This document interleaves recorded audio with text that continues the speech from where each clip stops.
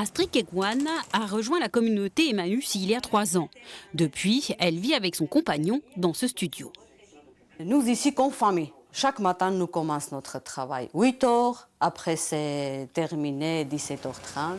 Comme ce couple, ils sont 35 à vivre à Saint-Priest. Sans subvention, la communauté vit du travail des compagnons. Près de 1000 tonnes d'objets sont récupérés et valorisés chaque année. Ici, chacun a son parcours et ses capacités, mais tout le monde met la main à la pâte. Là, on est en hiver, donc du coup, il y a beaucoup de gens qui se retrouvent dans la rue.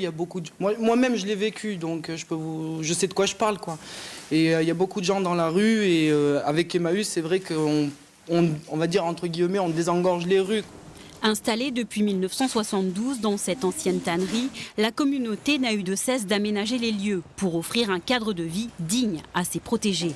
Une nouvelle phase de travaux vient de démarrer avec la réhabilitation de ce bâtiment qui accueillera les bureaux et 10 chambres.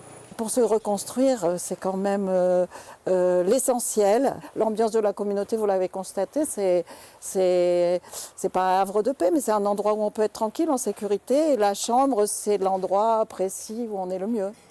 Ici, chacun peut rester, une journée ou une vie.